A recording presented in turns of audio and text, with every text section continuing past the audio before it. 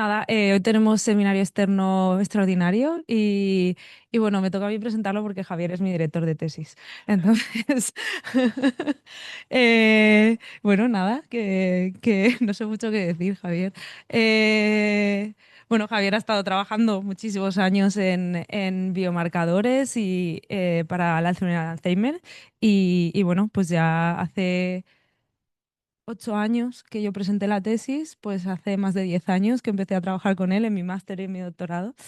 Y bueno, pues nos va a contar un poco lo que está haciendo ahora, ¿no? Vale.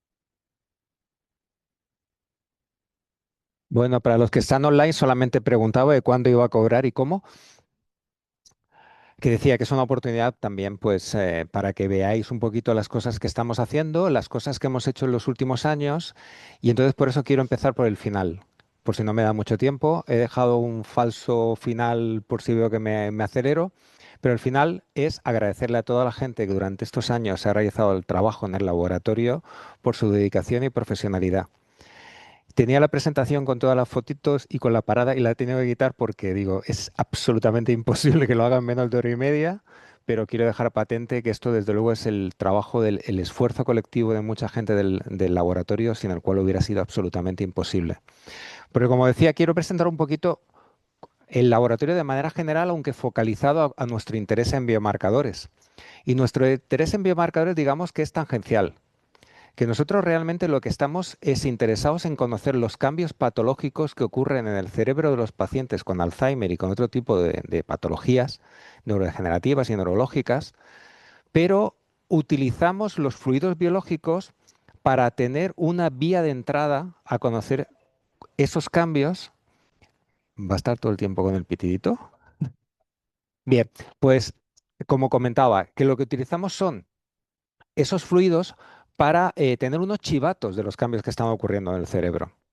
Entonces, obviamente, cuando tenemos un interés más o menos mecanístico, también nos enfocamos a, pues, desarrollar trabajos con modelos celulares. En este caso, tenemos trabajos con IPS que no voy a presentar y, desde luego, lo que estamos es interesados en todo lo que son vías de señalización y la función biológica. Entonces, cuando miramos la proteína, no solamente nos interesan los valores, sino que nos interesa comprender si está sufriendo algún cambio. ¿Y por qué digo esto? Porque todos tenemos claro la patología del Alzheimer y tenemos claro que tenemos una ventaja increíble con esta patología a la hora de utilizarlo como biomarcador. Y es que tenemos la posibilidad de medir en fluidos biológicos aquellas proteínas que están realmente relacionadas con el desarrollo de la patología. Hay un consenso que todos sabemos acerca de que el Alzheimer se define en base a los depósitos amiloides de sus placas extracelulares y a los ovillos intracelulares de la proteína tau normalmente fosforilada. Pero indudablemente lo que interesa es el compromiso sináptico. Entonces, estas proteínas que son, por así decirlo, los marcadores, los biológicos, podemos medirlos en el líquido, pero cuando lo medimos en el líquido tenemos que tener presentes también cómo se generan, cómo se alteran y por lo tanto de las proteínas que están relacionadas a la hora de buscar marcadores alternativos, que es en lo que me focalizaré dentro de un poquito de tiempo. Voy a hablar poquito de tau, aunque estamos interesados en la vía de señalización que controla la fosforilación anormal de tau, y voy a hablar más de la beta. Y la beta técnicamente nosotros siempre decimos el péptido A beta, pero el A beta realmente es un fragmento de una proteína que se genera por un procesamiento que puede ser amilidogénico o no amilidogénico, como todos sabéis, de una proteína de transmembrana larga, esto no está dibujado en escala, que tiene un ectodominio muy largo con la parte del N-terminal y un dominio intracelular más pequeñito. Entonces, la curiosidad de la APP es que no sabemos cuál es el mecanismo que regula que se procese proteolíticamente, pero puede ser procesado por una vía que genera beta o, como veremos a continuación, por una vía que no genera el péptido amiloide y ocurre continuamente. Y a veces perdemos la perspectiva, y yo creo que ese es en parte el riesgo que tenemos con las aproximaciones terapéuticas, de que la beta es un agente fisiológico con una función biológica determinada. Y tenemos que compensar todos los desbalances que hay en la enfermedad de Alzheimer, pero sin quitarle la beta de la ecuación, porque si no posiblemente estemos alterando mecanismos biológicos que se producen. ¿Cuál hubiera sido la vía terapéuticamente más lógica? Utilizar inhibidores de las enzimas que tienen que ver con el procesamiento amiloidogénico. Pero aunque no entrar en detalle, tanto la beta secretasa como la alfa secretasa, que son las que dominan y comandan el procesamiento amilidogénico o no amilidogénico, que se llama así simplemente porque no produce A beta, pues tienen cerca de 100 sustratos alternativos cada uno de ellos. Y aquí el reto es, ¿y cómo controla la actividad enzimática de estas enzimas sin alterar otros procesos biológicos? Y probablemente además el fracaso de todos los intentos que se ha hecho ha sido porque se ha optado por inhibidores potentes, intentando compensarlo con que fueran lo más selectivos posibles, pero probablemente demasiado potentes y se comían esa parte de la sensibilidad. Pero como decía, tenemos la ventaja de que sabemos que es el fosfotao, dentro de la parte amiloide sabemos que es la beta y se pueden medir en el líquido cefalorraquídeo. De hecho, sabéis que el tau y más concretamente el fosfotao es probablemente el mejor marcador que tenemos en el líquido cefalorraquídeo, donde me voy a focalizar más, y por supuesto también en el plasma. Estábamos hablando anteriormente del gran avance que hay con la forma fosforilada 217, el apoyo también de otras formas como el 181. Pero bueno, la selectividad de los cambios de tau y fosfotau pues es comprometida en cuanto a especificidad respecto a otras patologías. Y es que Alzheimer es, entre otras cosas, una taupatía, aunque aquí estén reflejadas otras enfermedades que no son taupatías. Pero, ¿cuál es la característica del Alzheimer? Que aparte de ser una taupatía, cursa con amiloides. Se genera más amiloide, pero como habéis visto, claro, ese amiloide lo que hace es que por esa propiedad, valga la redundancia, amiridogénica pegamentosa, empieza a formar oligómeros, que sabemos que son los agentes verdaderamente neurotóxicos, y el resultado de ello, aparte de la neurotoxicidad, que es que en el líquido cefalorraquídeo la paradoja que nos encontramos es el cerebro de las personas con Alzheimer produce masa beta, pero encontramos disminución. Pensemos en una situación ideal. Un diagnóstico preclínico, presintomático. En algún momento, en ese curso de la producción de la beta, yo esperaría tener incluso aumento de los niveles de A beta. Luego empiezan a coexistir ambos fenómenos. Formación de placas, posible secuestro y disminución.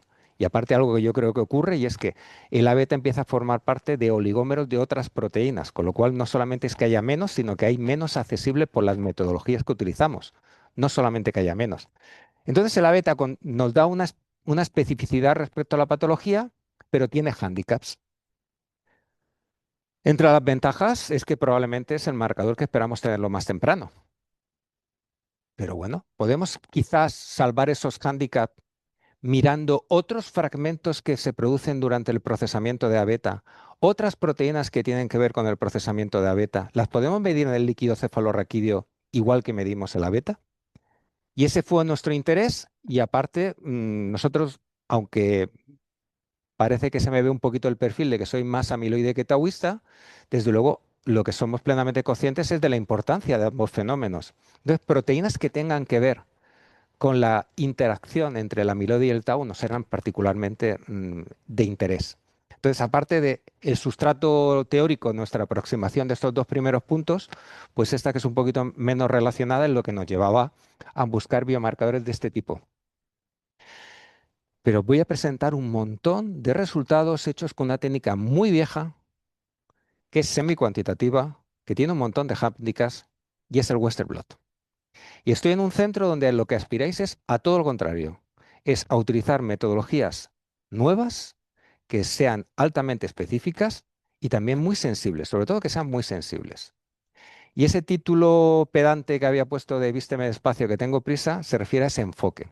A que, por supuesto, vais en la dirección correcta, pero lo que quiero es convencer de que necesitamos conocer cómo se presenta la proteína en los fluidos, porque puede presentar alteraciones ligadas a la enfermedad, pero algunas son proteínas que son realmente proteínas residentes de membrana y su comportamiento en el líquido cefalorraquídeo necesitamos saber cuál es para interpretar los cambios. Porque yo ahora, sobre todo, no me voy a enfocar en el carácter de un biomarcador diagnóstico, sino en el carácter de un biomarcador informativo de los procesos patológicos que están cursando en el individuo del cual se toma esa muestra. Bien, por lo tanto, bienvenidos sean los SIMOAs, las ómicas, la espectrometría de masas. Me dais una envidia cuando paso por vuestras instalaciones y veo lo bien equipados que estáis.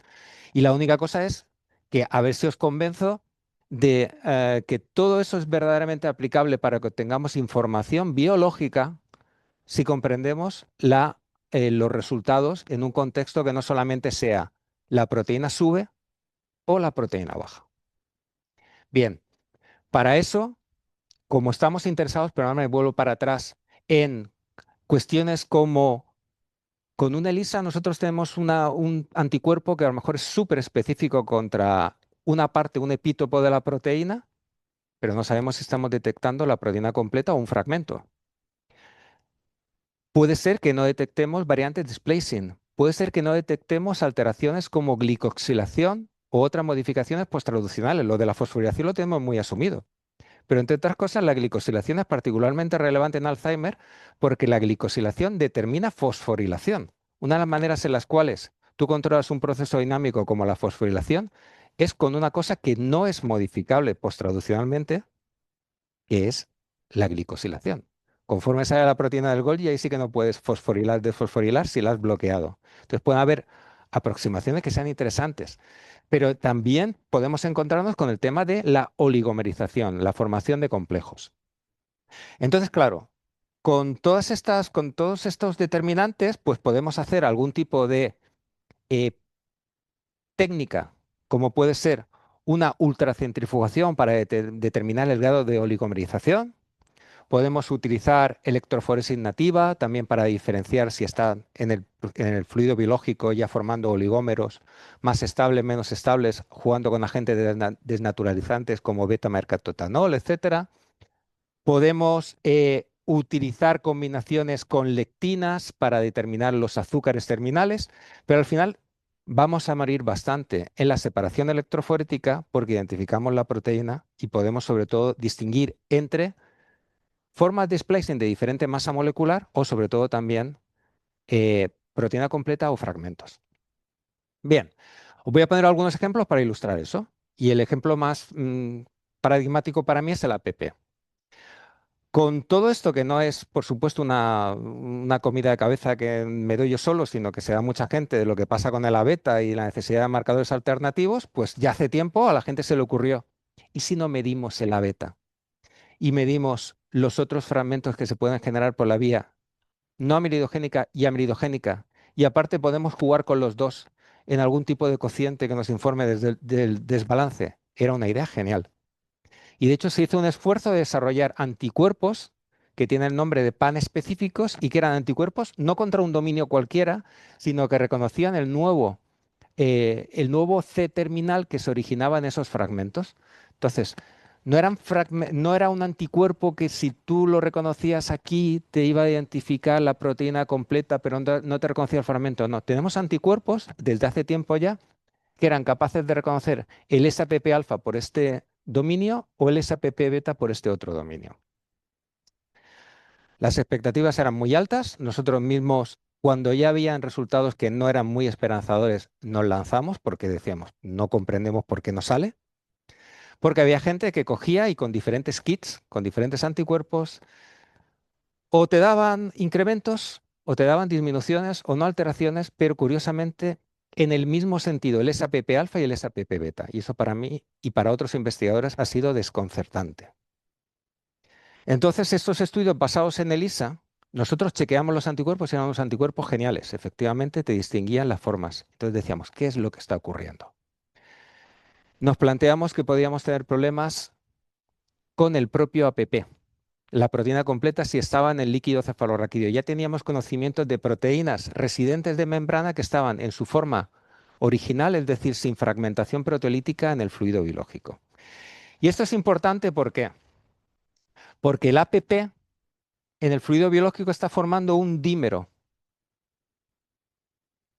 Entonces dijimos, bueno, vamos a ver si tenemos APP o no tenemos APP completo, no sea que ese dímero esté secuestrando en parte a los fragmentos formando heterocomplejos. Aquí es una de las muchas imágenes de Western blot que os voy a enseñar. Si veis dos banditas para anticuerpo anti-SPP alfa o SAPP beta, se debe simplemente a las variantes de splicing que hay. Las formas de APP que se producen en glía son formas un poquito más largas, por eso la diferencia de tamaño. Y nos encontramos con que efectivamente pues la forma mayoritaria es la más cortita, 695 neuronas, y nos encontramos más de esta banda inmunoreactiva para alfa, beta y un N-terminal. El N-terminal es el extremo de arriba. Estaría en principio reconociendo a ambos. No veis el sumatorio ahí de mayor intensidad porque todo depende, esto es cualitativo simplemente. Pero ¿qué hicimos también? Utilizamos dos anticuerpos y luego hemos utilizado muchos más, T-terminales, es decir, contra la parte del dominio intracitoplasmático que no debería estar presente en un fragmento del líquido cefalorraquídeo y encontramos un patrón de bandeado muy parecido. Aquí estos pequeños kilodaltons que hay aquí, que son unos 6 kilodaltons para una proteína de 100 kilodaltons prácticamente, no a diferencia de movilidad electroforética. Entonces, bueno, estos son detalles bioquímicos que uno se puede fijar más o menos, pero la clave es, ¿tengo el APP en la membrana formándome un dímero? Lo tengo, se conoce por otros estudios. ¿Tengo el APP en el líquido cefalorraquídeo, sea APP completo, es APP alfa o es APP beta, formándome complejos? Nos vamos a una electroforesis nativa. Aquí tenéis la prueba de dónde migra. Aquí los numeritos os pueden resultar confusos porque los marcadores para electroforesis nativas funcionan de manera diferente si es una proteína anfifílica o no. Fijaos en el detalle, por favor, de que aquí hemos desnaturalizado la muestra para tener el APP como un monómero, que era la muestra líquido cefalorraquídeo. Y aquí es nativo, es decir, sin desnaturalizar, con anticuerpos que van contra el 6E10, va contra el SAPP alfa, el SAPP beta o el C terminal. Todos veis que marcan un poquito más arriba en la misma zona en donde están estos dímeros de cerebro. Luego tenemos complejos. Esos complejos son homodímeros o heterodímeros. Bien, lo que hicimos fue pruebas de, primero, una inmunoprecipitación con uno de los anticuerpos específicos, es decir, quitas de la ecuación el SAPP alfa y tú haces una determinación por ELISA contra el SAPP beta. Si no estuvieran formando dímeros, heterodímeros, ¿qué esperarías? No alteración en los valores. Simplemente quiero que os fijéis que aquí están los pareados antes y después de inmunoprecipitar, por hacer breve la figura, disminuye. Es decir, cuando tú inmunoprecipitas contra una de las formas, arrastras la otra. Están formando complejos. Entonces, el anticuerpo es fenomenal. El ELISA es sensible, pero la información biológica que extraemos no es válida porque no estamos midiendo esa PP alfa y esa PP beta. Yo lo digo yo que tengo algunos trabajos hechos con estos ELISAs y publicados como marcador, pero no es correcto. Bien, el APP dijimos, bueno, pues ahora tenemos ese conocimiento, vamos a medirlo por electroforesis. Os hago la historia en corta. No funciona tampoco si mides el alfa y el beta por electroforesis desnaturalizante. De hecho, no muestro los resultados, pero en principio no dan mucha variación.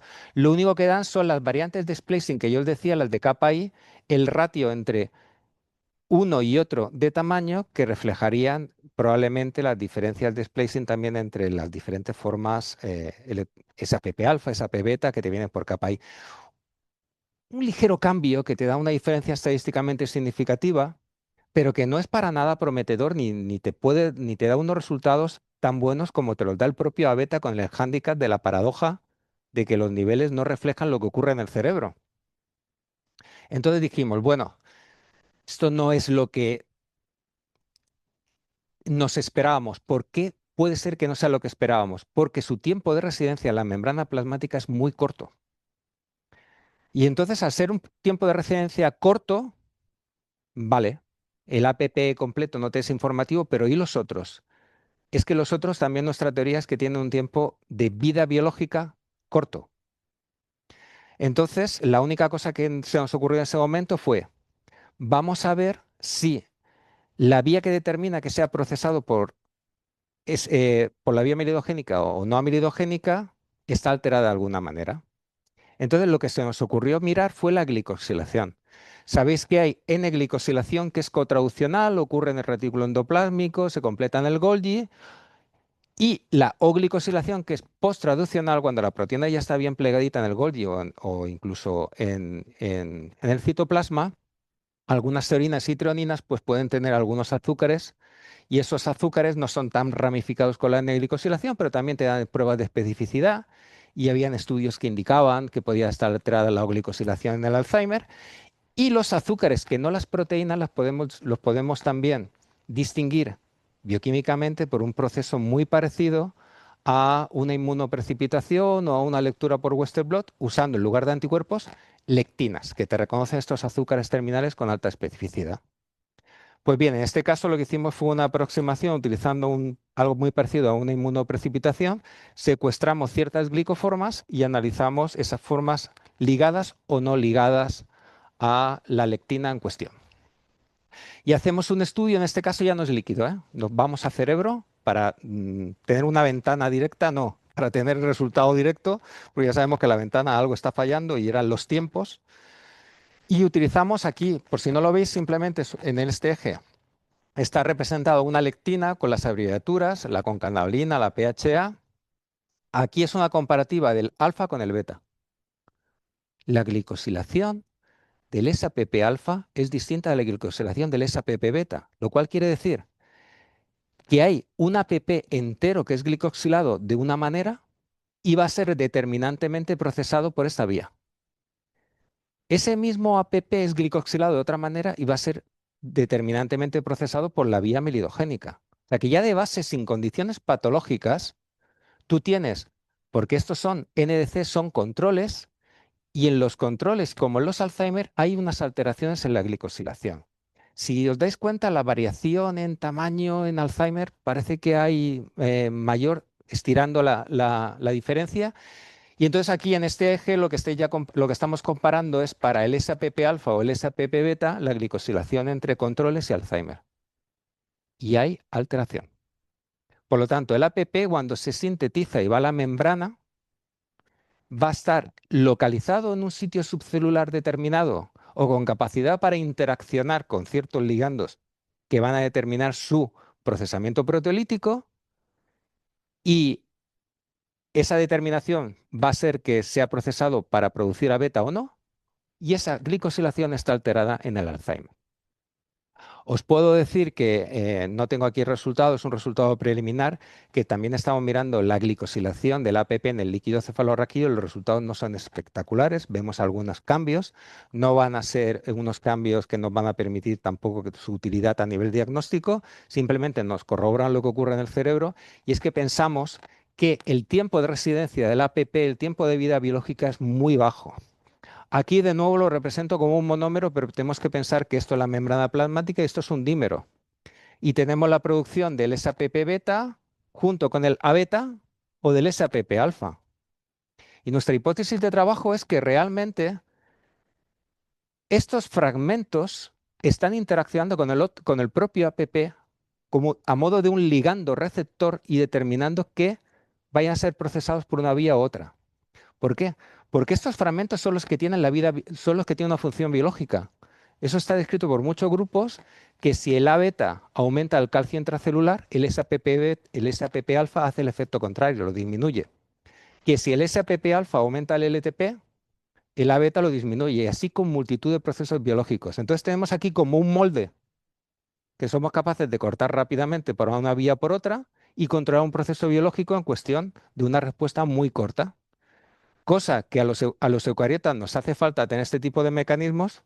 ¿Por qué? Porque tenemos núcleo y tenemos un sistema de expresión mucho más complejo que los procariotas, que simplemente pues transcriben y ya está. Ya tienen un cambio, una respuesta. ¿Y qué pasa en Alzheimer? Fijaros cómo es el SAPP alfa respecto al SAPP beta. El dominio, aunque no está escrito, no está dibujado en escala, el dominio en rojo es el cachito de A beta que le queda al SPP alfa. Por eso aquí esta vía no es amilidogénica. Lleva ya un cachito de la beta el propio SPP alfa. Un cachito que creemos que puede determinar una interacción de la beta con el SPP alfa y de esa manera bloquear su interacción fisiológica con la proteína de membrana que regula su procesamiento. Todo esto ahora lo tenemos que demostrar, pero es lo que obtenemos de el estudio de lo que ocurre en el líquido cefalorraquídeo y su comparativa con el cerebro. Bien, eh, voy a intentar correr un poquito más. Si veis que corro y me queréis interrumpir, por favor, hacedlo sobre la marcha. Claro, como al final también tenemos la deriva de la cuestión de una lectura directa de lo que ocurre por una vía o por otra y el interés de biomarcador, dijimos, oye, tenemos si estamos con capacidad de medir el APP, que es una proteína de membrana, en el líquido cefalorraquídeo puede ser que haya la posibilidad de determinar también fragmentos de transmembrana, como son los llamados CTF, que es lo que te queda después del primer corte. Sí, Me quedo con una pregunta de la parte anterior de la glicosilación. No me queda claro si lo que estás diciendo es que el patrón de glicosilación es lo que determina una vía u otra. Es algo previo sí. o es algo que sucede posteriormente a consecuencia de que vaya una vía u otra? ¿Cuál es No, tu es algo previo. Es algo Es previo. algo previo. Cuando tú tienes una única variante de splicing, una única forma de la proteína, tú puedes tener de cualquier manera diferentes glicoformas, o sea, la proteína con diferentes azúcares terminales. Esos azúcares terminales, aparte de permitirte a posteriori interaccionar con ligandos con mayor efectividad o no, te participan cuando es en glicosilación en el plegamiento y te dirigen a la zona a la cual tú vas a ir funcionalmente. Por lo tanto, incluso podrías encontrarte con que una glicosilación te determina que tú vayas a una región determinada de la membrana, como si es una proteína que su variante de splicing determina que no tiene el dominio transmembrana, que vaya a ser secretada. Eso no, la dirección hacia el destino final no la toma lo grande o pequeña que sea la proteína y si tiene ese dominio o no. Lo toma la glicosilación y sobre todo la N-glicosilación. La O-glicosilación se hace posteriormente en el Golgi o, por ejemplo, la tau está O-glicosilada, se puede hacer en el citoplasma porque esta no pasa por retículo endoplásmico y esta lo que participa también es en el destino final, curiosamente. Entonces, al final eso es una determinación previa que te va a determinar dónde vas y cuáles son tus partners con mayor o menor afinidad. Entonces, cuando tenemos una mutación, por ejemplo, en presenilina, lo que hace es que ese camino, de alguna forma, lo perturba. Y es una, Pero ese camino sigue, porque tú lo que has mostrado es en gente sana, ¿no? en gente En sana y en gente sana, Alzheimer. que hay... O sea, yo lo que he mostrado es diferencia de la glicosilación del producto proteolítico, luego tenía que estar al principio, del APP, del SAPP alfa y el SAPP beta. Y luego además, comparando para el SAPP alfa, el control y el Alzheimer, presenta una glicosilación determinada, distinta. Pero a lo mejor si tienes una mutación de presenilina, no encuentras tal diferenciación, porque todo se va hacia una ruta. S- Si tú tienes una mutación de presenilina que no está afectando a la glicosilación y tú lo que tienes es una mayor capacidad para procesar, claro, ahí entramos en cuál es el significado de las diferentes mutaciones de presenilina, que hay de todo, de las llamadas ganancia de función, pérdida de función, y lo que parece es que lo que está alterado es la capacidad de producir una proporción determinada de A beta respecto a A beta 42. Eso es. Eso puede estar determinado por dónde va la membrana, porque a lo mejor no está siendo procesado en un entorno de la membrana lipídica en el cual tú tienes esa capacidad de producir A beta 40. Entonces, eso puede estar determinado, puede tener relación, pero ahora estoy hipotetizando simplemente. Bien, pues como comentábamos, si está la proteína completa, ¿por qué no tener esto también? Porque al fin y al cabo, lo único, la región de transmembrana es la misma, la proteína es mucho más pequeña. Y dijimos, pues bueno, vamos a irnos con anticuerpos anti-C terminales. Aquí jugamos con hasta 4 anticuerpos anti-C terminales, antes os mostraba 2. Y nuestra primera sorpresa fue que la banda inmunoreactiva la veíamos por 25 kilodaltos. El numerito lo digo ¿por qué? Porque un C terminal estándar, el beta o el alfa se llevan poquita diferencia de tamaño, pero van por 7-8 nucleótidos. No van mucho más allá. Entonces, este 25 era una cosa rara, pero se había descrito un procesamiento alternativo que es por una secretasa alternativa que se llama eta secretasa, que da primero un corte más arriba. Parece que esta eta secretasa determina que luego la que mayoritariamente procese sea la beta secretasa, es decir, es una pseudoamilidogénica. Y este fragmento de 25 kilodaltos había sido descrito por otros grupos. Entonces lo probamos con diferentes anticuerpos y aquí tenéis el ejemplo que hay entre pacientes Alzheimer con pacientes no Alzheimer, pacientes con mutaciones en presenilina frente a pacientes sin mutaciones en presenilina y además pacientes con síndrome de Down, es decir, dos formas de presentación de la patología en las cuales nosotros lo que teníamos era una predisposición genética a que ocurriera la patología. Y teníamos un aumento en la generación de este fragmento pseudoamilidogénico, como lo queramos llamar, tanto en la condición Alzheimer como de una manera mucho más manifiesta cuando teníamos familiar Alzheimer disease ligado todo a mutaciones de presenilina 1 o síndrome de Down. De hecho, aquí no tengo los resultados, pero el cambio se da en personas portadoras de la mutación antes de que tengan síntomas clínicos de la mutación también. O sea, que sí, que aunque el SAPP alfa y el SAPP beta no nos esté dando información acerca de que hay un mayor procesamiento amilidogénico, como dice toda la teoría, no solamente los modelos celulares, mirando los CTFs también lo podemos ver.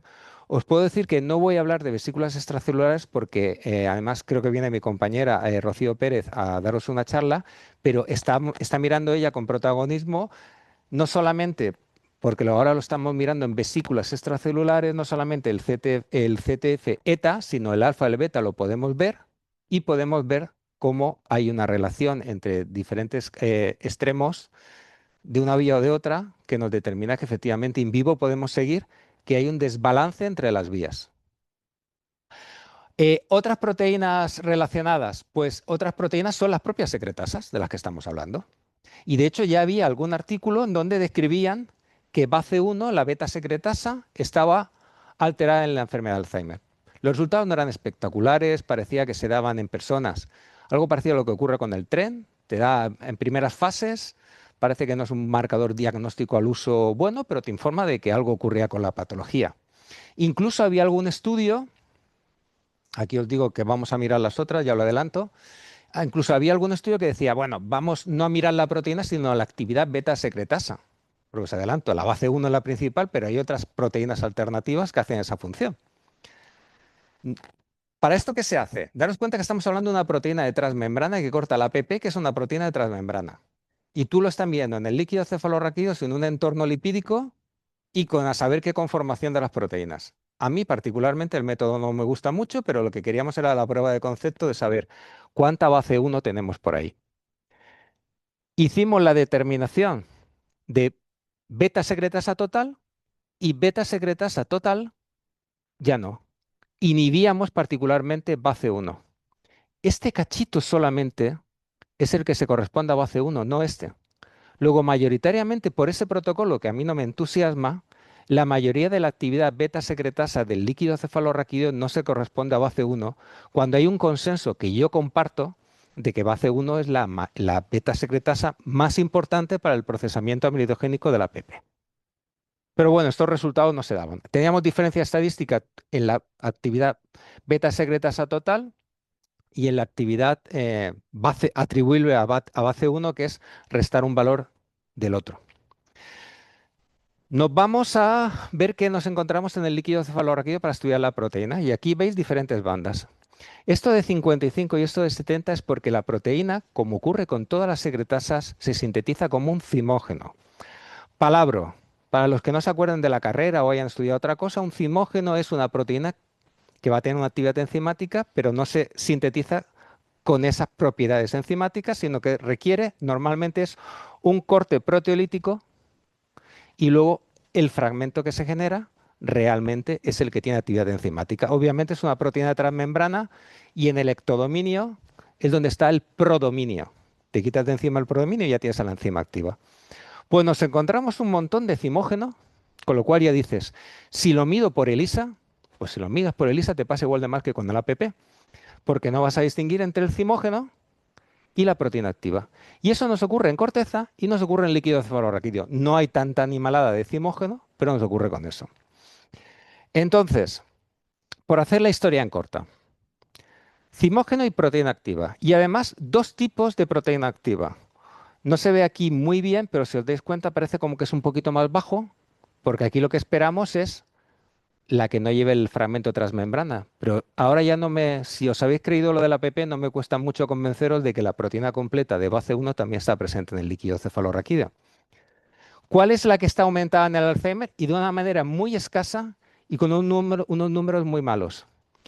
La que distinguimos con un anticuerpo anti-C terminal, es decir, solo la base 1 que refleja el contenido del tejido. No la base 1 cortadita que no sabemos de dónde viene, porque no sabemos fisiológicamente cómo está regulado que se corte el ectodominio, no la del prodominio. Entonces creemos que parte de los resultados que apuntan a que son el BACE1 no es un marcador tan bueno, es porque realmente si tú lo haces por una ELISA, que es la técnica de abordaje de elección, estás midiendo todo cuando solamente una de las formas está alterada. Un poquito más de beta secretasa. Una de las alternativas que os digo se llama meprina beta. La meprina beta se ha estudiado poco, pero hay estudios que indican que si tú tienes un modelo transgénico de Alzheimer, de amiloidosis, y además haces una sobreexpresión de meprina beta, se acelera la aparición de placas, etcétera, y dijimos, bueno, vamos a ver si está en líquido cefalorraquídeo también. Aquí utilizamos de nuevo anticuerpos contra la parte N terminal y con la parte C terminal. Nos dimos cuenta que parte de la señal que encontramos, y esto lo dejamos a posta así, esto lo tenemos sin publicar, pero lo mostramos así en el preprint que tenemos, hay mucha señal inespecífica. Entonces, cuando la gente ve esto en Western blot dice, uff, qué Western blot más malo. Sí, si lo haces en ELISA, esa misma proteína que es inespecífica se te va a unir al anticuerpo de ELISA. Y esto sabemos que es inespecífico, entre otras cosas, porque hemos utilizado un knockout de meprina beta en este caso. Entonces, la única que no tenemos señal es en esta, que creemos que es la proteína completa, y a diferencia de lo que ocurre en el roedor, también nos encontramos una banda un poquito más arriba que parece que nos indica que es, en este caso, la banda de arriba es la proteína que se sintetiza como un zimógeno. En este caso, el propéptido es más largo, tienes mayor diferencia en tamaño. Las bandas que son de 100 como de 110 kilodaltons, en algún momento hemos mirado con anticuerpos de juego de N terminal y de C terminal si alguna era un fragmento, porque aquí curiosamente la base 1 se decía que la procesaba la ADAN10, la alfa secretasa. Esperaríamos un comportamiento distinto, pero no. Hemos caracterizado que las dos son proteínas completas y son intermedios de glicosilación simplemente. Y la que varía es la que refleja el contenido tisular. Es la proteína completa en su forma madura de aproximadamente unos 100 kilodaltons. De hecho, los números son mejores que BACE. No digo que la meprina beta sea una beta secretasa más importante que BACE. Digo que en el líquido cefalorraquídeo parece que vemos alteraciones en meprina beta de una manera más acusada que de BACE 1.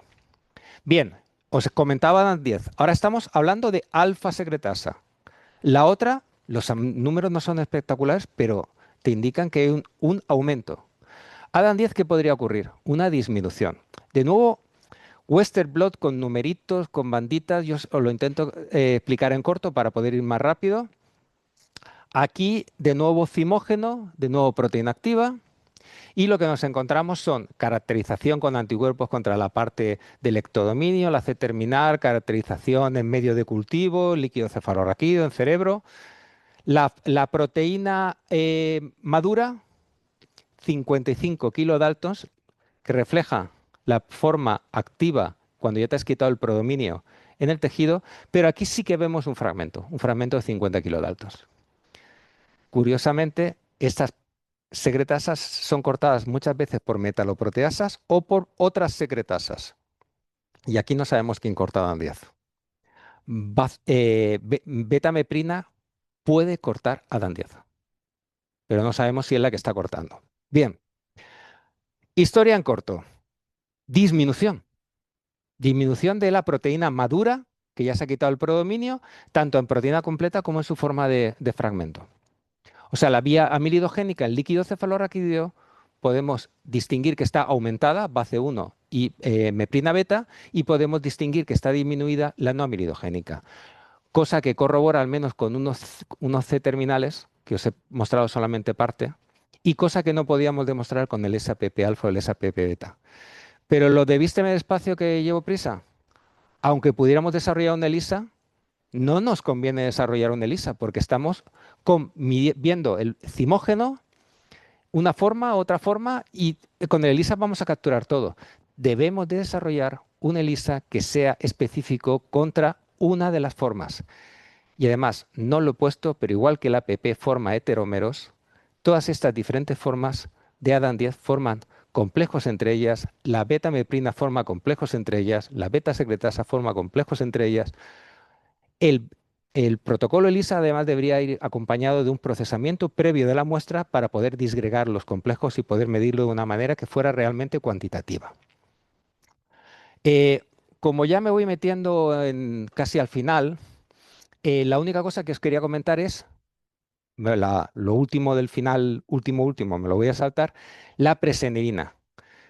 He hablado del alfa secretasa, de la beta secretasa, pero hemos hablado del complejo gamma secretasa de presenilina.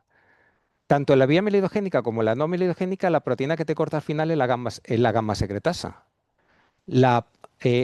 Ahí tienes 4 subunidades en el complejo y la proteína presenilina, que es la catalítica, es una proteína transmembrana con un montón de dominios. Esto no lo podemos encontrar en el líquido cefalorraquídeo. Pues como sabíamos que había vesículas extracelulares, dijimos, pues vamos a verlo. Y tuvimos la suerte de que contábamos con muestras de líquido cefalorraquídeo post-mortem, porque si fuera por el pre-mortem, ahí nos hubiéramos quedado. Porque esta proteína cuando está en su forma activa tiene aproximadamente unos 29 kilodaltos una de los fragmentos y otro fragmento tiene 20 kilodaltos y no veíamos nada así en el antemortem, pero veíamos en el postmortem y dijimos, ¿esto es un artefacto a lo mejor del postmortem? ¿Es que está más enriquecido porque esto es cisterna magna y esto es lumbar? Y aparte veíamos una cosa que os la enseño ahora. Ya veíamos mucha banda por arriba y decimos, ¿serán inmunoglobulinas? Pero probamos con un anticuerpo de una especie, otro anticuerpo de otra especie, nos daba repetidamente las mismas bandas y al final lo que hicimos fue hacer una separación en ultracentrifugación y nos encontramos con algo curioso. Y es que esta, que es la zona más, más ligera, de aquí a aquí es más pesada, en gradiente en centrifugación separas las que tienen mayor masa molecular por aquí. Al final, cuando estás resolviendo en condiciones no desnaturalizantes, perdonadme, vemos la proteína más pesada. Son unos complejos aproximadamente de 50 kilodaltons que aquí son más estables que aquí. ¿Qué deducimos? Que la proteína presenilina, que es una proteína con muchos fragmentos transmembrana, que no va a estar cómoda en un fluido biológico, sino que va a ser muy hidrofóbica más que anfifílica, forma complejos entre sí, estables o menos estables. ¿Quién pensamos que participa en esa estabilización, al menos en el Alzheimer? El A-beta. Con anticuerpos hemos demostrado que aquí hay también inmunoreactividad para beta y aquí no hay inmunoreactividad para beta. Y entonces, ¿qué hacemos? Estudiamos un líquido cefalorraquídeo control, un líquido cefalorraquídeo por Alzheimer, fraccionando previamente, identificando los diferentes complejos. Y aquí vemos que hay una diferencia, este es post-mortem, entre el Alzheimer y el control. Hay más complejos estables que inestables. ¿Eso ocurre solamente en el post-mortem? ¿Artefacto viene del tejido? No. Ocurre también en el antemortem. Y ocurre en el antemortem cuando nosotros llamamos Alzheimer, son obviamente líquidos cefalorraquídeos tomados al principio de la patología cuando tú quieres descartar otras enfermedades. El fenómeno que aquí tenemos es que hay presenilina en el líquido cefalorraquídeo, pero no se presenta como una proteína de fácil acceso por un anticuerpo si quisiéramos desarrollar una ELISA y aparte tendríamos que distinguir entre complejos. De nuevo, vísteme despacio que tengo prisa. Hay patologías donde la relación sin hacer fraccionamiento te sale mejor, que son de nuevo, pues, por ejemplo, pues aquí lo que tenemos son personas con, aquí no he puesto FAT, pero son mutaciones en presenilina, pero que aquí la mutación de presenilina lo que determinan es que vayas a padecer de una manera clara la patología, y lo de que lleva PS o SI es presintomatic o symptomatic. Y tenemos cambios ya en el nivel de los presintomáticos. Luego es un cambio temprano. Gamma secretasa están los dos, pero la determinación es más para el Alzheimer. Perdón, para la vía amilidogénica. Están las dos vías, pero tenemos muchas evidencias. Esta parte ya casi me la tengo que saltar porque voy a ir muy, muy rápido, porque ya prácticamente me he quedado sin tiempo y simplemente quiero comentaros una cosa de ApoE. Y es, nos encontramos proteínas muy raras de membrana en el líquido cefalorraquídeo. Eso es un receptor de NMDA. Es una proteína multimérica que tiene dominios, todas las subunidades tienen dominios de membrana. Somos capaces de identificar los dominios, las subunidades. Somos capaces de saber qué son las subunidades porque, a ver, lo tendré aquí en el siguiente, porque tenemos modelos como, por ejemplo, este modelo de roedor que es un knockout de GLUN3A, y tenemos además una patología humana que se produce una encefalitis autoinmune porque empiezas a reconocer como ajenas la subunidad GLUN-N1 y la atacas. Y eso te produce encefalopatía. Y vemos una clara disminución del GLUN-N1, o sea que estas proteínas raras también las encontramos en el líquido cefalorraquídeo. Hemos hecho estudios donde parece que la 3A está alterada en pacientes de Huntington, líquido cefalorraquídeo, y sobre todo la 2A, que nosotros pensamos que iba a ser la 2B, pero la 2A también nos da alteraciones en Alzheimer. Es decir, el líquido cefalorraquídeo es una fuente para analizar proteínas de membrana y por lo tanto te da información de lo que ocurre en el cerebro. No solamente tenemos que acercarnos con la utilidad diagnóstica, que sí, que es muy importante.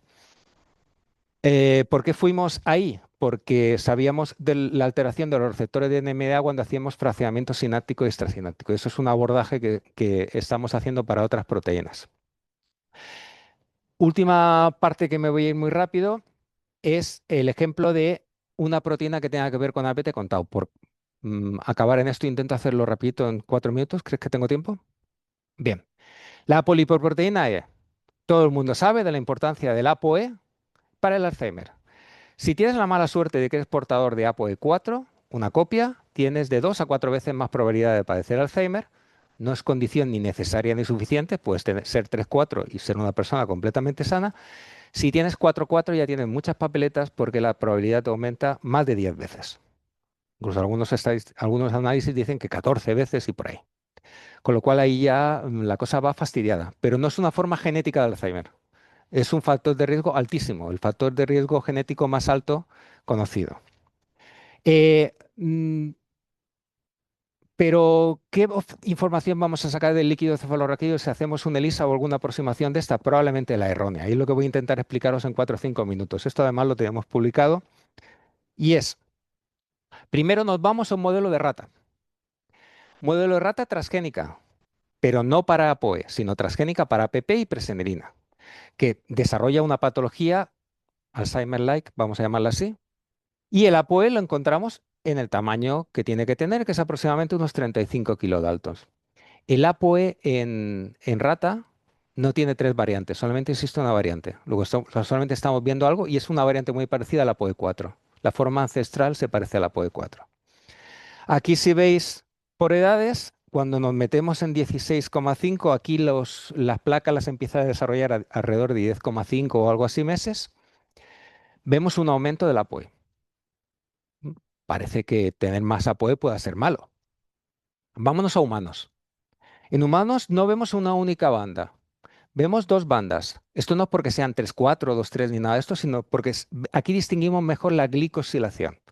La forma inmadura, como esto es oglicosilación, que ya se ocurre con la proteína plegada, la forma inmadura se puede quedar como inmadura de una manera más fácil porque te puede escapar del Golgi sin tener la maduración perfecta. Y la forma un poquito más alta, vamos a llamar 34 y 36, esa ya es la forma madura. ¿Qué espera uno que tenga actividad biológica? Una forma madura, bien glicosilada una proteína. Entonces, bueno, distinguimos las dos. En roedores nos hemos esforzado, pero no las llegamos a diferenciar. Creemos que están menos glicosiladas, simplemente eso, y no las llegamos a distinguir. Sabemos lo de forma inmadura o no inmadura porque aparte la expresamos en tejido y vemos que en extractos podemos ver de las dos, pero mayoritariamente en un extracto cuando cortamos y procesamos hay mucha inmadura y en un medio de cultivo hay más de la un poquito más alta, más madura. Bueno, pues con ese convencimiento nos vamos al líquido cefalorraquídeo humano y medimos madura e inmadura. De nuevo Western blot, porque si no, no sabemos distinguirlas. Y vemos que hay una ligera diferencia. Aquí lo tenemos todo agrupado, los diferentes colores significan los diferentes genotipos. Ocurren todos los genotipos prácticamente. En el que menos ocurre es en el de APOE4, pero como veis los resultados, pues te dice que hay un desbalance entre la madura y la inmadura. Y ya digo yo, esto ya es una pista a que a lo mejor la función biológica está un poco comprometida. Pero nos vamos a otra cosa. Y es, bueno, aquí lo tenéis, perdonadme, por genotipos, lo paso un poquito más alto. Fijaros que el APOE4 es lo que yo os decía. El APOE4 parece como que no hay ningún cambio o que el cambio es tan mínimo, tan nimio, que ya te produce patología. Viendo de nuevo la escala completa, y por eso lo ponía después de la presenilina, vemos cositas ahí arriba. Ese tamaño de 100 kilodaltons están los dímeros. Alguien me dice, 35 más 35 no son 100, amigo. Está escrito por todos los grupos. Debe ser por el comportamiento, aunque sea una proteína de secreción anfifílico de ApoE que se te va ahí, y está descrito por muchos grupos, y nosotros además recortamos, aquí está la prueba de inmunoprecipitación, porque ahí lo que hacemos es cargamos mucho en la que mandamos a secuenciar en espectrometría de masas y comprobar que efectivamente es ApoE. Un ApoE a 100 kilodaltons. Dímero. Dímeros que se forman por puentes disulfuro. Y la electroforesis es desnaturalizante con beta-mercaptoetanol. Tú ahí no tienes que tener dímeros. Y esos dímeros están presentes solamente en las muestras de Alzheimer. Los pacientes 3,3, en los pacientes 3,4, y hago un inciso, el 4,4 no forma la polipoproteína ApoE4, tiene alteración en uno de los aminoácidos que está alterada, no tiene cisteína, no puede formar un dímero por puentes disulfuro. El 3,4 podría formar los ¿qué? 3,3. Y el 4,4 se quedaría sin formar dímero. Control 3,4. Prácticamente no vemos nada. Alzheimer 4,4. Y vemos complejos. Perdóname. Fijaros en el resultado de separación. Olvidemos de nuevo en el ApoE4, porque ahora lo voy a explicar. El resultado de separación de estos dímeros con respecto a la comparativa Alzheimer con control. Mucho más que la glicosilación. ¿Por qué? Porque es un fenómeno mucho más raro. Y es que tú formas unos dímeros que no son tus dímeros convencionales, son unos dímeros que, adelanto, son unos dímeros que están formados porque el ApoE está provocando un crosslinkeo químico que no es nada biológico, son dímeros no funcionales. Entonces, acabo con la hipótesis. Esta es la condición en la cual el ApoE que te forma dímeros te interacciona con el receptor de membrana, que está bien caracterizado, que se llama ApoE-R2, y probablemente esto, hay otros dímeros de otra proteína que se llama relina, dan una señalización, una cascada de señalización, fosforilas DAP1, GSK3 beta, me salto algunos pasos, y controla la fosforilación de tau. ¿Qué es lo que le pasa a los pacientes de ApoE4? ¿Por qué tienen más probabilidad de padecer Alzheimer, porque tienen un compromiso en esta función biológica. ¿Por qué? Porque el ApoE4 no forma dímeros, se queda como monómero y esta interacción es mucho menos efectiva. Condición patológica. Tú tienes una alteración, el A beta te está formando parte, tienes alteración en la glicosilación. Las formas con glicosilación alterada no van a formar bien los dímeros. Se forman esos con dímeros, dímeros funcionales. Se forman esos dímeros patológicos con el A beta. Todas estas formas son poco efectivas. Poco efectivas. Entonces, me lo salto y aquí lo tenemos más especificado. Esta es la forma en la cual se presenta la proteína con la función biológica que controla la fosforilación de tau. Un monómero, sea el tipo que sea, no es funcional. Un dímero que lleva la beta no es funcional. El ApoE4, si no está formando dímeros que entran los dos al mismo tiempo, no es funcional. Esto es una condición en la cual la vía de señalización que controla tau no está funcionando correctamente. Y eso lo vemos en el líquido cefalorraquídeo. ¿Y por qué os digo lo de la beta o no beta? Esto es un ejemplo simple con el que voy a acabar aquí, porque si no ya me alargo muchísimo, en el cual lo que ponemos es ApoE recombinante con A beta recombinante en un incubador. Y esperamos un poco de tiempo, unos días. Fijaros que nosotros tenemos el A beta, perdón, el ApoE en el tamaño adecuado, 35 kilodaltons, y pasado un tiempo, aquí es la misma imagen, simplemente cambiando el contraste, empezamos a ver esos complejos de 100 kilodaltons.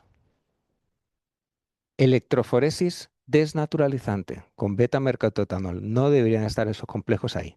Entonces, el A beta te altera la glicosilación, ya es malo, pero aparte te forma complejos que no deberían permitir su función biológica. Y eso lo tenemos en el líquido cefalorraquídeo. ¿Qué hubiéramos obtenido si nos hubiéramos quedado con el dato de las ratas o hubiéramos hecho ELISA? La cantidad total de todas las bandas te indica aumento. Nuestra hipótesis es que tenemos compromiso de la función biológica. Es como si tuviéramos disminución. Más proteína no significa más actividad. Bueno, y con esto para no alargarme, porque ya si no nos metemos a otra cosa, simplemente pues aquí venía comentando que somos capaces de, esta ya la quito, por la última muy larga, que somos capaces de encontrar también, uno de los proyectos con los que queremos meternos es ver el ApoE, que lo podemos distinguir en lágrima. En lágrima estamos distinguiendo bastantes proteínas. ¿Y por qué para el ApoE puede ser particularmente lágrimas? Porque el ApoE no atraviesa la barrera hematoencefálica. En los enfermos de Alzheimer un compromiso de la barrera hematoencefálica, pero la mayoría del ApoE que nos vamos a encontrar en el plasma, en circulación, no es ApoE sintetizado en el cerebro, que está con el A beta, comprometiéndole su función, etcétera, etcétera. Entonces íbamos a otro fluido biológico que nos permitiera movernos a un marcador. Y aquí la lágrima fue nuestro líquido de partida y hemos podido identificarlo, entonces todo lo que estamos describiendo en líquido cefalorraquídeo lo queremos describir en lágrima. Pues más adelante, 7, 8 diapositivas más adelante, vi una foto del grupo, ya sabía yo que no me iba a llegar a tiempo, con toda la gente joven, inteligente y súper trabajadora que es la que ha permitido ese trabajo y me quedo con ello mientras me despido de vosotros, la paso pues por que veáis algunos. No están los viejos, está solamente la gente que está ahora por el laboratorio y nada, que muchísimas gracias por vuestra atención y si tenéis alguna pregunta más, pues a vuestra disposición.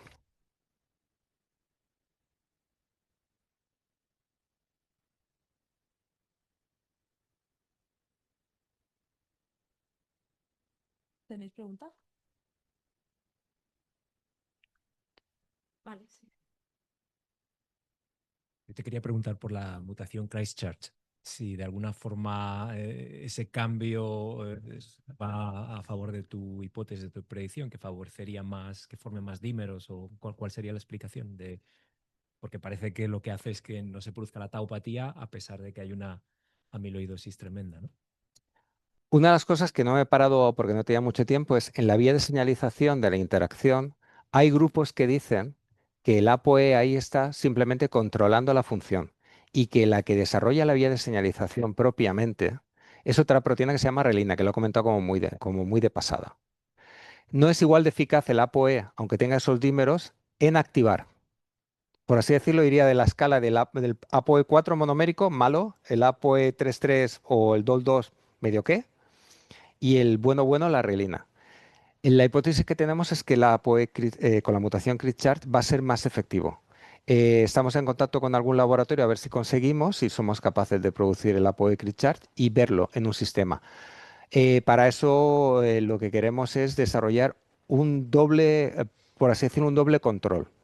Y un control va a ser medir el binding de de la proteína del ApoE al receptor, en un sistema en el cual tú simplemente captures al receptor y tú pongas una cantidad fija de proteína. Nuestra hipótesis que es el ApoE4 va a ser el mayor ligando, se va a unir muy bien. Pero luego en un sistema de IPS, que tenemos la idea de tener un knockout de ApoE y añadir el ApoE externamente, queremos comparar y ahí donde nuestra hipótesis es que en principio la 4 va a ser mucho menos efectiva y si podemos introducir en la ecuación creemos que la CRISPR va a ser más efectiva ¿en qué? En dar señalización que controle la fosforilación de tau. Acerca de la competición entre relina y ApoE, yo sigo siendo escéptico también. Parece que la relina es mucho más efectiva, pero es que hay muchísima relina, mucho ApoE en comparación con la relina. Es como si en un patio de colegio mandamos a 500 críos con camiseta roja y 10 con camiseta verde. Ganan los rojos. Jueguen a lo que jueguen.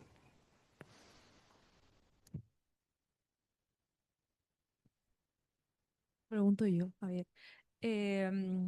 Respecto a lo que has dicho al principio, lo que, bueno, que has estado explicando, obviamente, que cuando vemos la reducción en A beta, en el ratio de A beta, ya es porque ha habido acumulación de A beta, por lo tanto no es tan como un biomarcador tan temprano.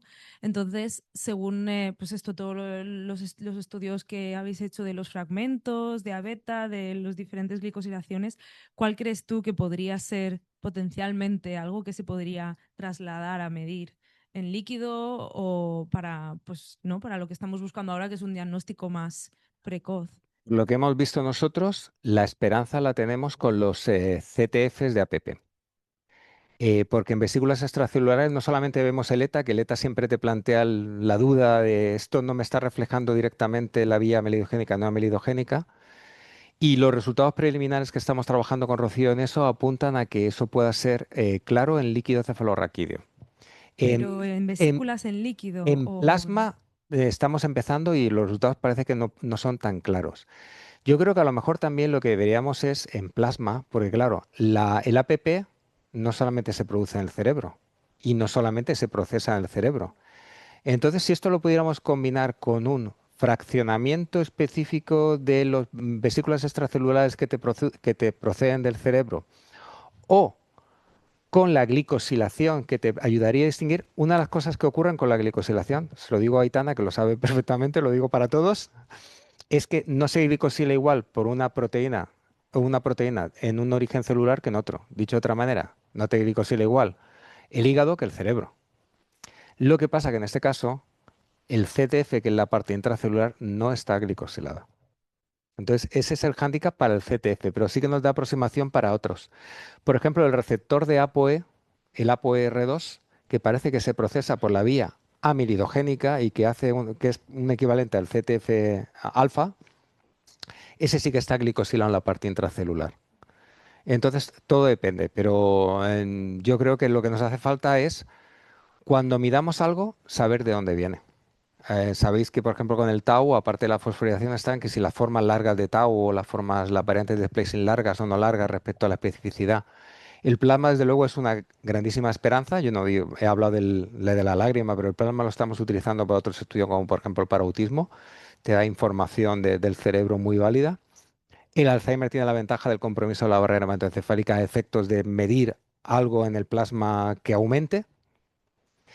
Pero nos hace falta, yo creo que nos hace falta un refinamiento, nos hace falta distinguir no solamente la proteína, sino la proteína de dónde te viene. Y ahí modificaciones posttraduccionales como la glicosilación pueden ser importantes. Esto yo creo que también sería muy interesante. Claro, el problema yo creo que, no sé si lo está haciendo alguien, con el GFAP, que es un poco, no sabemos exactamente qué estamos midiendo en plasma con los inmunoensayos. Y claro, sería como algo bastante...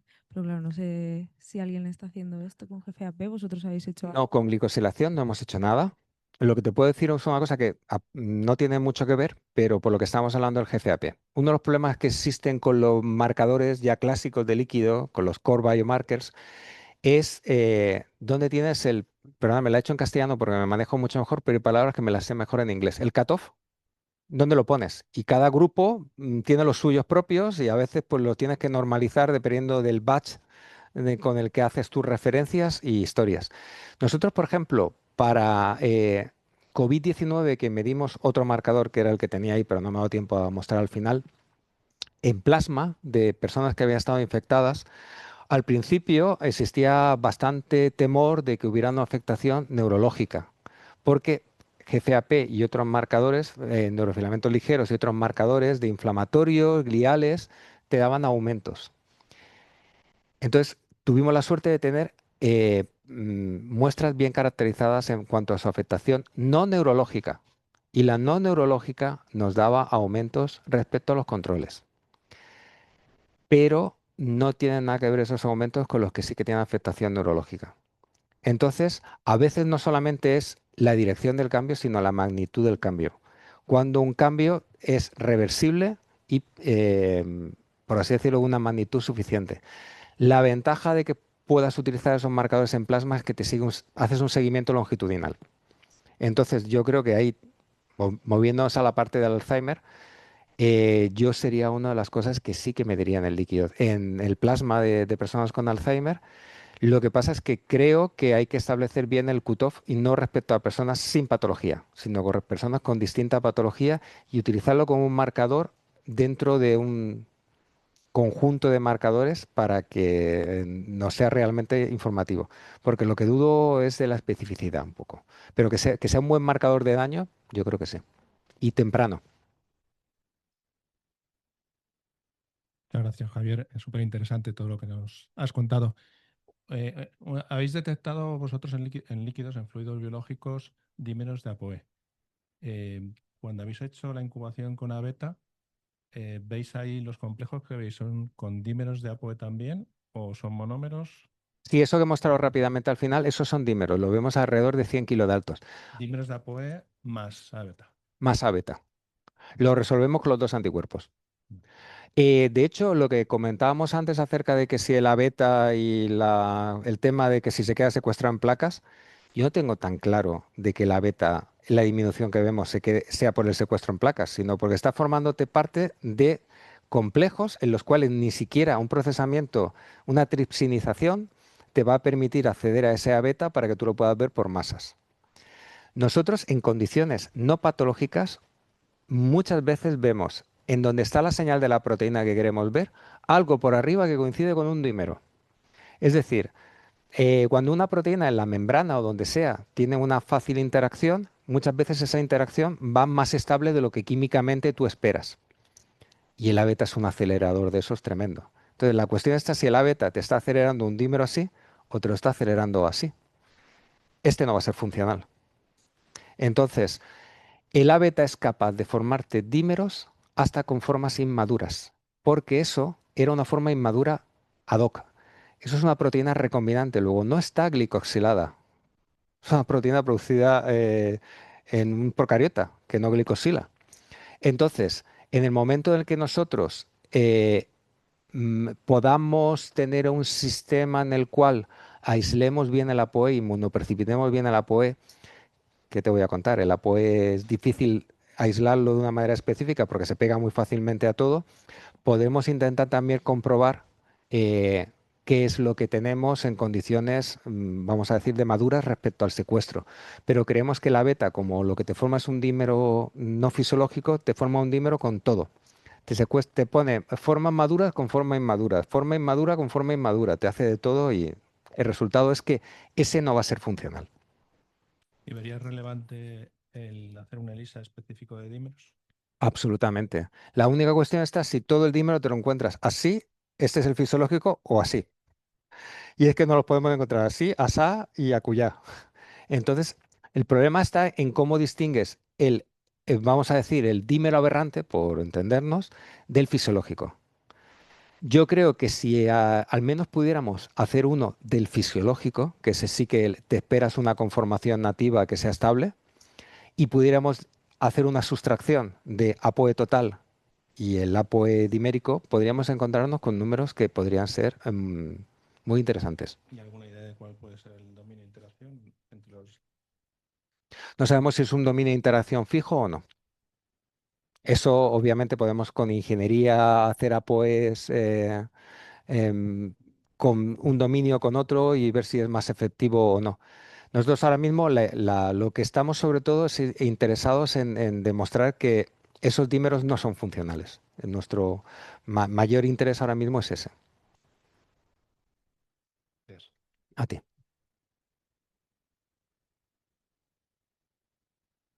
Yo voy a hacerte una pregunta un poco naif. Y es, desde la lógica de intentar entender algo del cerebro desde los fluidos. Claramente pierdes toda la información espacial de dónde en el cerebro pueda estar.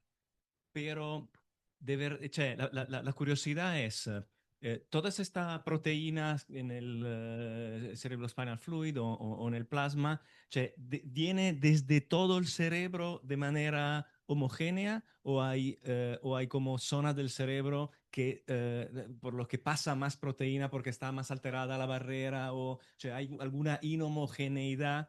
Y entonces sí una información espacial, digamos, implícita en las medidas desde los fluidos. No sé si... Sí, sí, aquí ahora Alberto no está, se ha debido de ir, pero Alberto sabe mucho mejor que yo las zonas que están caracterizadas como que en principio, la zona ependimal, como que en principio es una zona en la cual está caracterizado que hay una secreción activa al líquido cefalorraquídeo.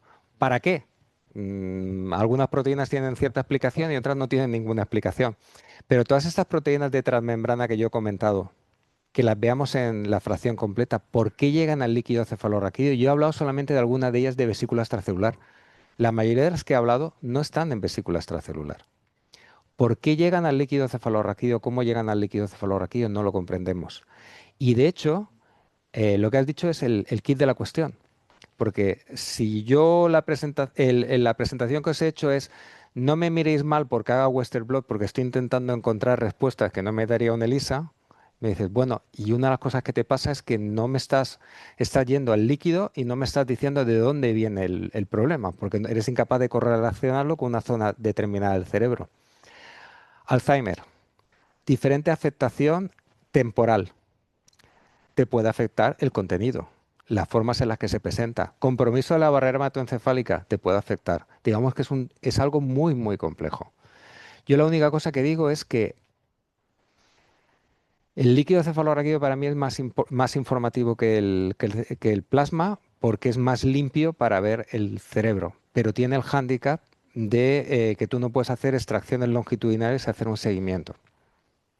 La lágrima tiene cosas a favor, pero es muy complejo de que pueda sustituir al líquido cefalorraquídeo. Pero nos haría falta algo así.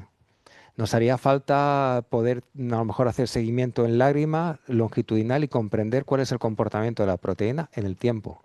Y con técnicas de imagen poder correlacionar unas cosas con las otras. Y en ciertos modelos animales podríamos obtener cierta información también de por dónde vienen mayormente los cambios. Por ejemplo, con el APP es fácil de pensar que si tú tienes un aumento de kappa I, son las células gliales las que empiezan a producir más APP, que no está siendo procesado de la misma manera que el neuronal, pero no lo sabemos, simplemente lo deducimos. Pero con otras, ¿de dónde te viene? ¿De dónde te viene la meprina beta, por ejemplo? No lo sabemos. Y la mayoría no están en vesículas.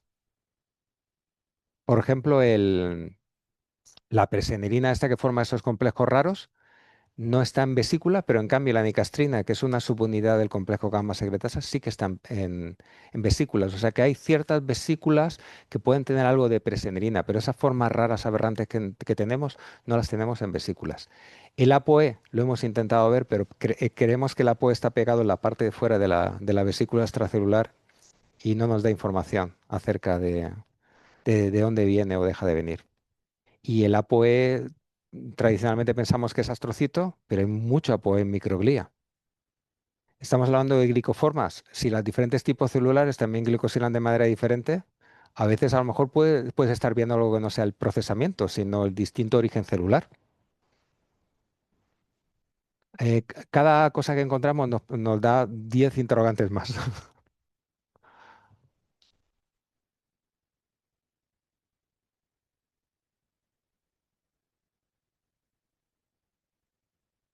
Bueno, pues nada, si no tenéis más preguntas, muchas gracias, Javier. A vosotros.